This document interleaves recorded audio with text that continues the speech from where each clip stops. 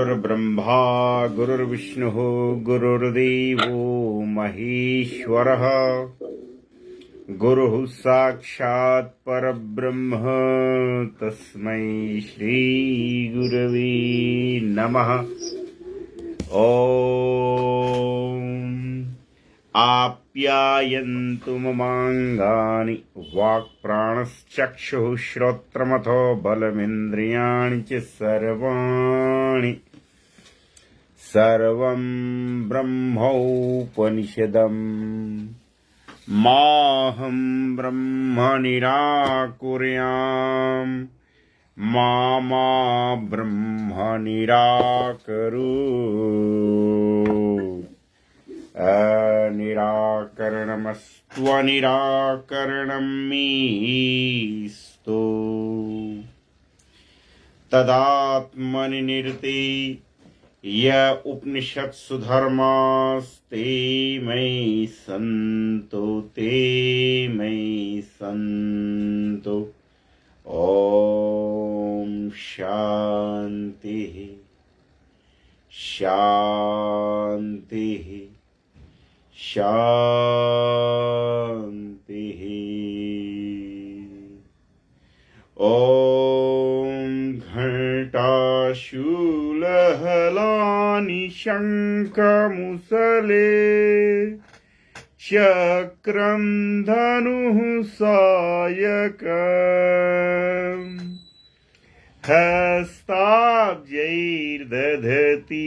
घनान्तविलसत् शीतांशुतुल्यप्रभाम् गौरीदेहसमुद्भवां त्रिजगता माधारभूतामहा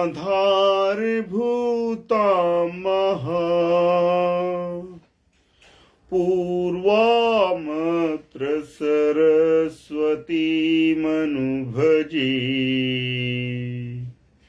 शुम्भादिदैत्यार्दिनी। वाग्देवी सरस्वती का आह्वान करते हुए और आप सभी साधकों का नंदन वंदन और अभिनंदन करते हुए आज के इस कार्यक्रम को शुरू किया जाता है। देखिए, यहाँ तमाम साधकगण गूगल मीट के माध्यम से भी हमको सुन रहे हैं और फेसबुक लाइव तो मैं हूँ ही। देखिए, आध्यात्म जगत एक ऐसा जगत है जहां पर व्यक्ति का मन शांत होता है। बहुत सारे तपस्वी योगी जब इस अध्यात्म में लंबा जीवन व्यतीत कर लेते हैं तो उनको उच्चाटन होने लगता है। क्या होने लगता है निर्जयानंद जी? क्या होने लगता है? उच्चाटन। ये उच्चाटन किस क्रिया का नाम है? उच्चाटन कहते हैं कि जब हम कहीं पर बहुत अच्छे से काम कर रहे हों और फिर उस काम को करने का मन न करे, मन उखड़ने लगे, मन उद्वेलित होने लगे, उस क्रिया का नाम है उच्चाटन। हमारे पुरी के शंकराचार्य श्री निश्चलानंद सरस्वती जी कहते हैं कि जब जीव मुक्त हो जाता है और वैकुंठ में साक्षात श्री नारायण के सम्मुख निवास करता है तो भी बहुत लंबे समय तक वैकुंठ में निवास करने के कारण उस जीव को भी उच्चाटन हो जाता है। यद्यपि कि वह मुक्त जीव है, बद्ध जीव नहीं है, वह मोक्ष की प्राप्ति कर चुका है, उसके बाद भी उसको उच्चाटन हो जाता है।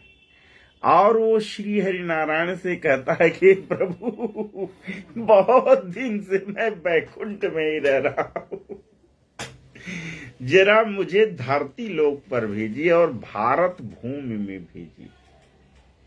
ठीक है, तो इस भारत भूमि पर आकर के पुनः मुक्त जीवात्माएं जो बद्ध नहीं, जो मोक्ष की प्राप्ति कर चुकी हैं, वो इस भारत भूमि में आती। अच्छा, उसके बाद भी क्या होता है कि वो आ तो जाता है, लेकिन फिर जब यहाँ दैहिक, दैविक, भौतिक तीनों प्रकार के ताप किसी न किसी रूप में उसको दिखाई देते हैं, या वह दूसरों का दुख देखता है, तो दूसरों का दुख देख दुखी हो करके पुनः वह वहीं जाने की तैयारी करने लग जाता है।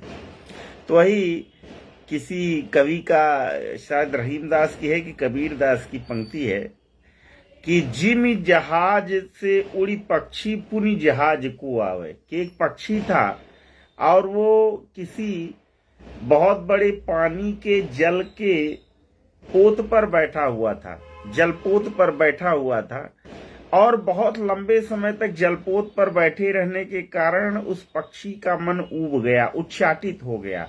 तो कहा कि बहुत दिन से जो है इस जलपोत पर बैठे हुए हैं, चलो दूसरे जलपोत पर चलते हैं। लेकिन समुद्र में उसको आश्रय प्रदान करने के लिए एकमात्र जलपोत वही था। तो फिर जिम जहाज से उड़ी पक्षी फिर जहाज को आवे, तो जाता तो है लेकिन कहीं उसको ठिकाना मिलता नहीं है, तो पुनः कहाँ आ जाता है? जहाज पर ही आ जाता है। बहुत सारे साधकों का मन में प्रश्न था कि गुरुजी, मन बड़ा दुखी रहता है, समाज में क्या पापाचार, अनाचार, भ्रष्टाचार, दुराचार चल रहा है, ये फाइल वो फाइल तमाम चीजें चल रही हैं, मन बड़ा दुखी रहता है।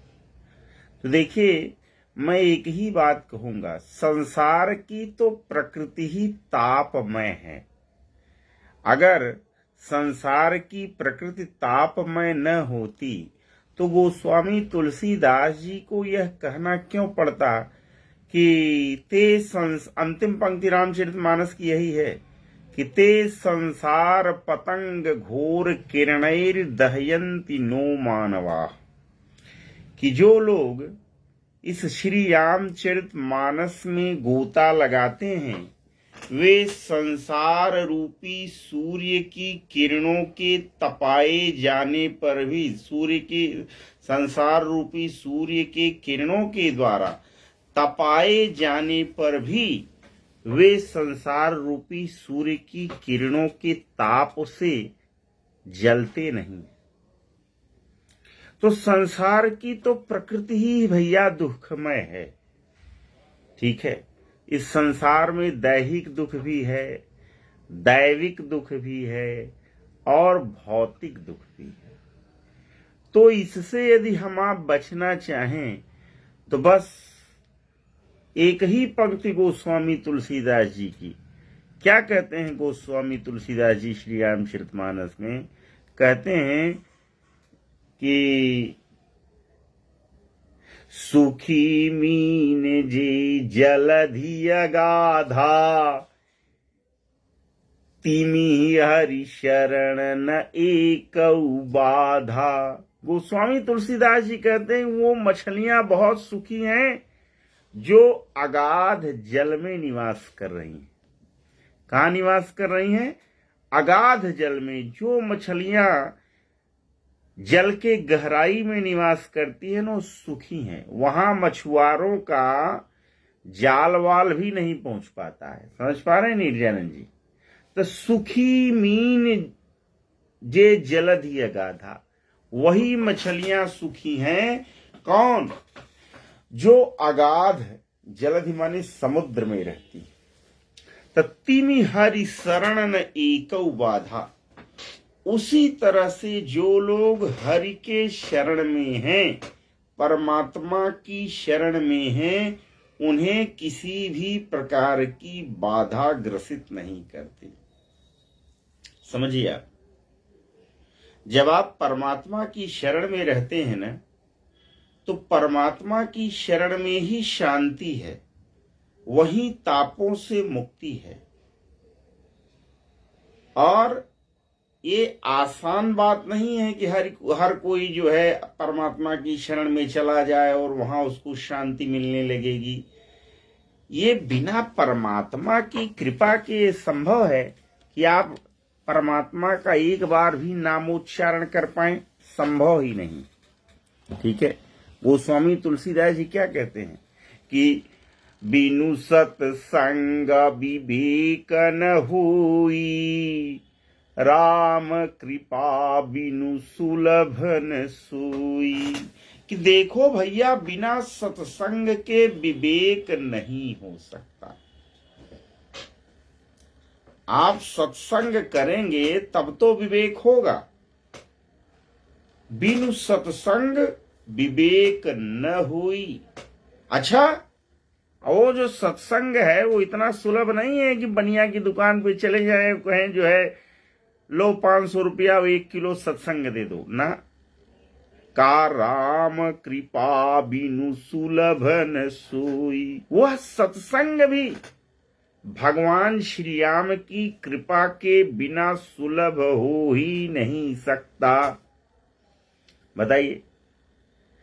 अब देखिए, जन्म जन्मांतर के पाप हम लोगों के हृदय में भरे हुए, कोई इस जन्म का पाप नहीं। आपको क्या लगता है कि आप ये दुनिया बदल देंगे?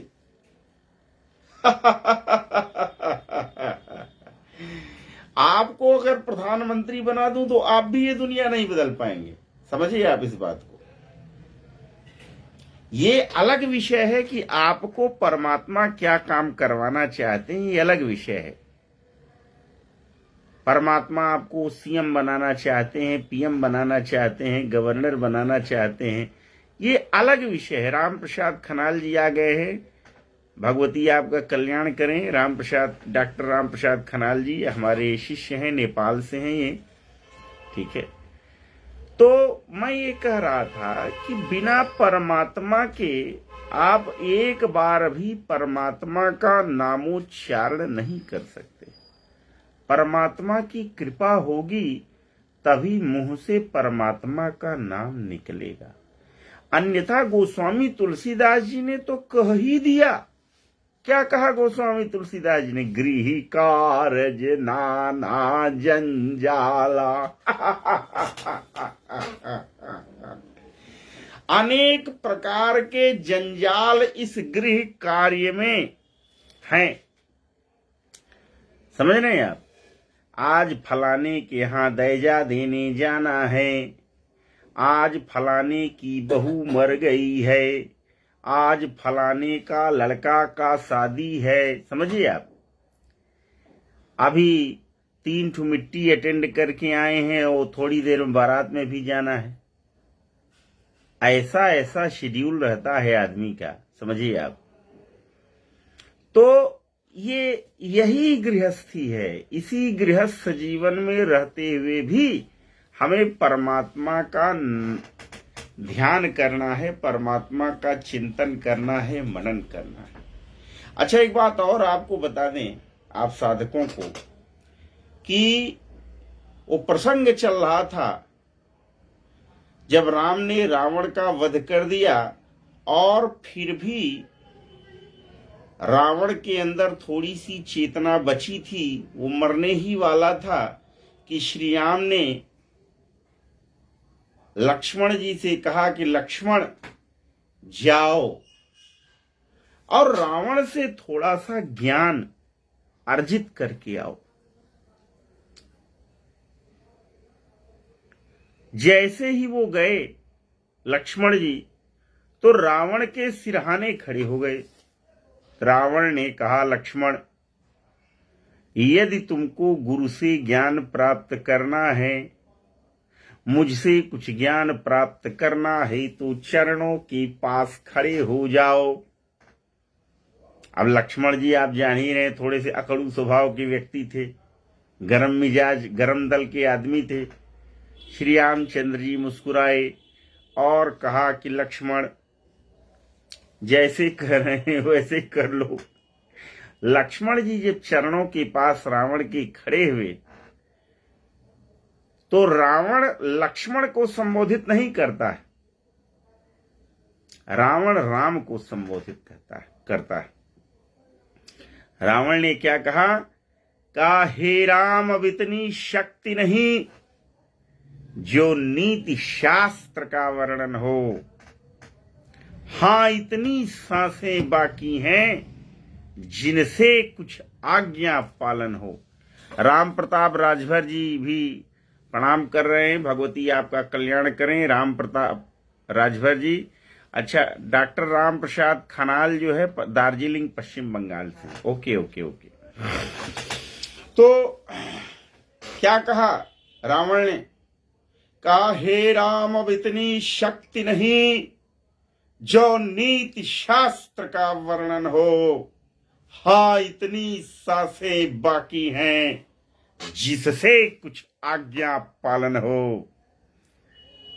यानी श्री रामचंद्र जी अब मेरे शरीर में इतनी शक्ति नहीं है कि मैं नीति शास्त्र का वर्णन कर सकूं। हां, मेरे शरीर में इतनी शक्ति जरूर बची है कि मैं आपकी कुछ आज्ञाओं का पालन कर सकूं। तो रावण कहता है श्री राम जी से कि मैंने सोचा था लंका में क्षीर सिंधु ले आऊंगा, मैं क्षीर सिंधु ले आऊंगा। यह भी सोचा था स्वर्ग तलक जाने का मार्ग बनाऊंगा,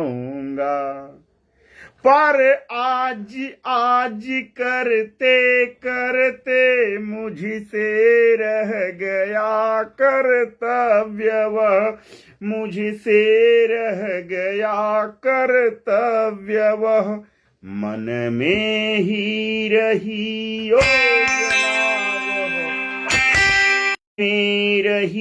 योजना, वह रह गई अपूर्ण योजना वह।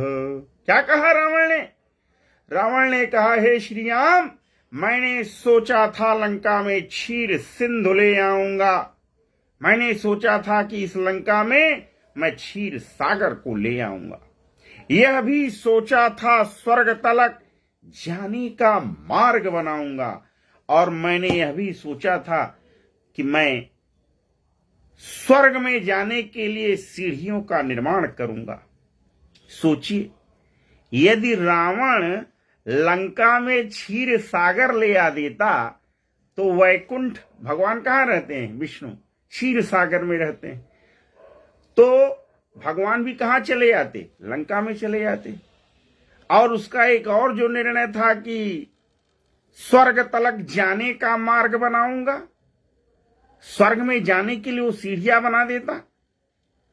तो हमको आपको श्रीलंका बस जाना था, वहां से सीढ़ी पकड़ के सीधे जो है हम लोग इंद्रलोक चले जाते। लेकिन कहता क्या है? पर आज करते करते रह गया वह कर्तव्य, अब वह कर्तव्य ऐसे ही रह गया, मन में ही रही योजना, वह रह गई अपूर्ण योजना वह। अच्छा,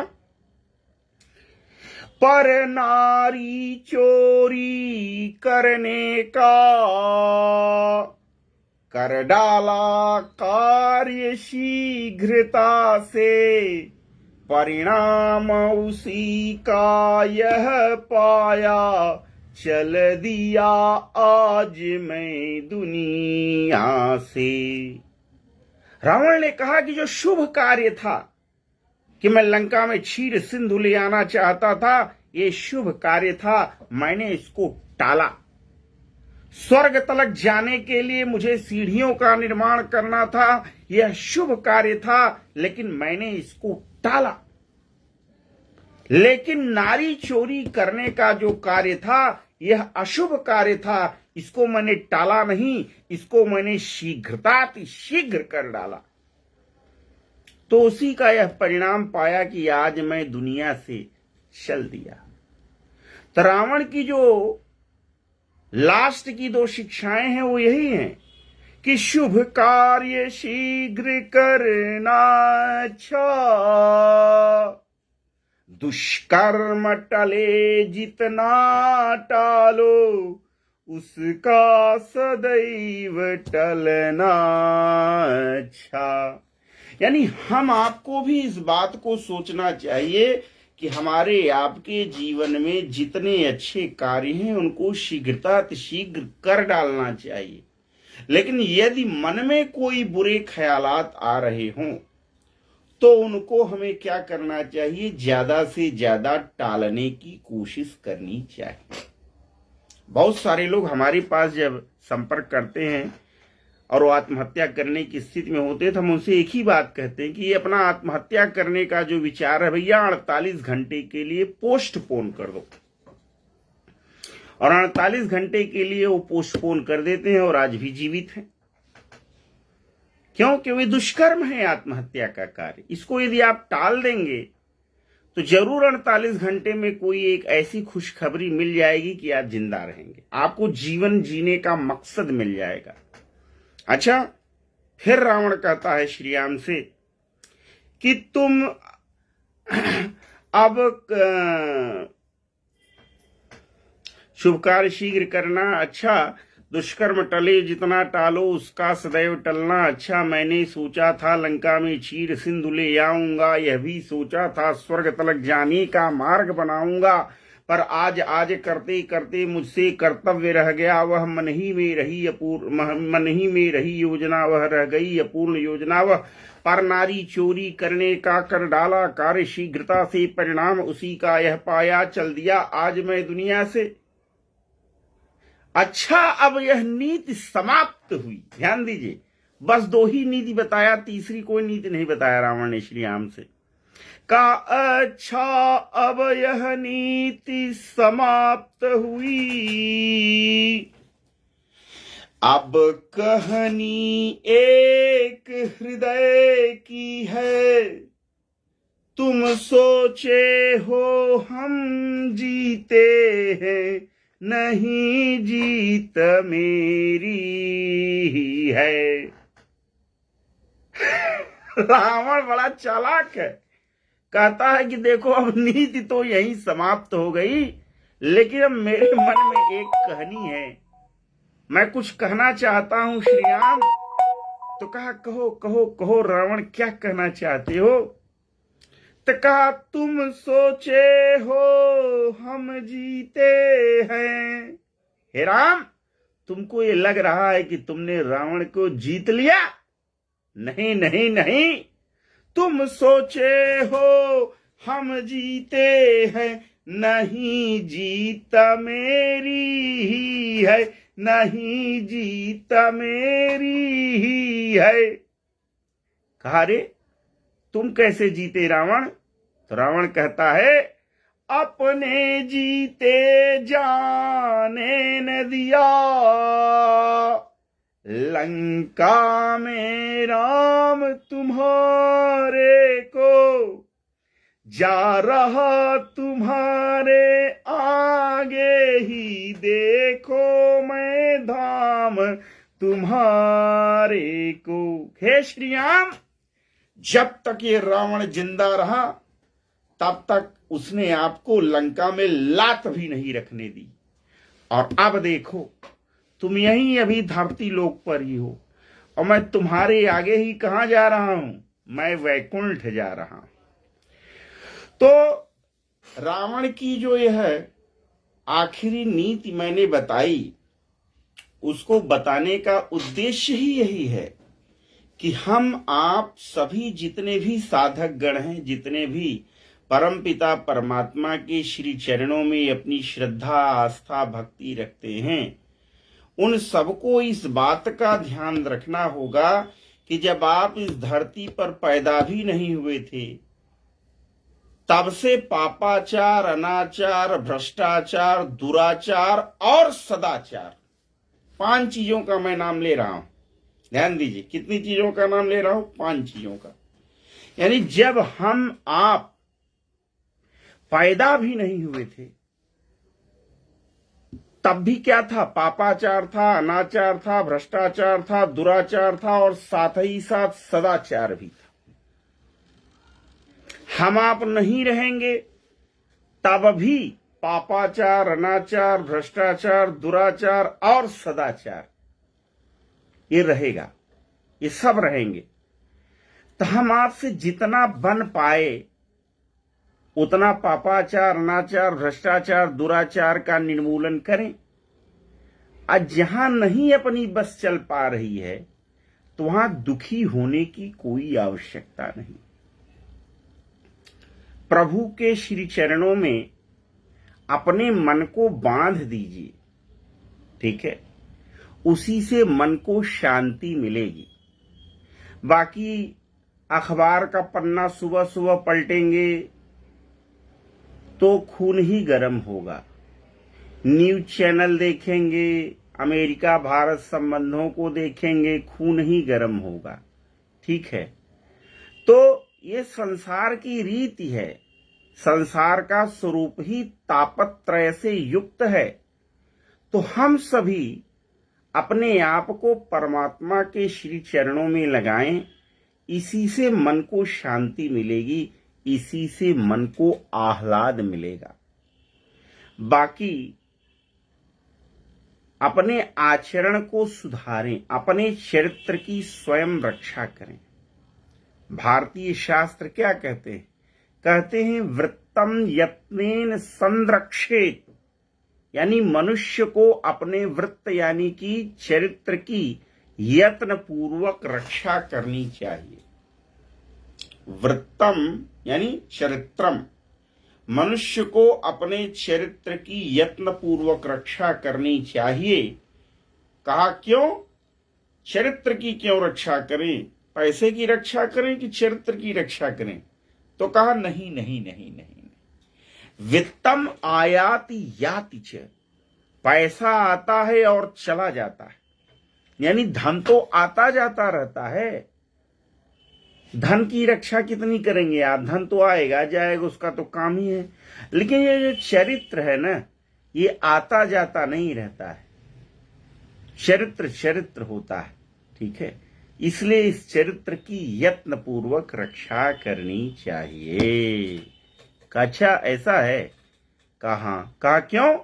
का क्षीणो वृत्ततश्क्षीणो वृत्ततस्तु हतो हतः अक्षीणो वित्ततश्क्षीणो, यानी वित्ततः क्षीणः अक्षीणः, यानी जो व्यक्ति पैसे से क्षीण है, धन से गरीब है, वह अक्षीण है।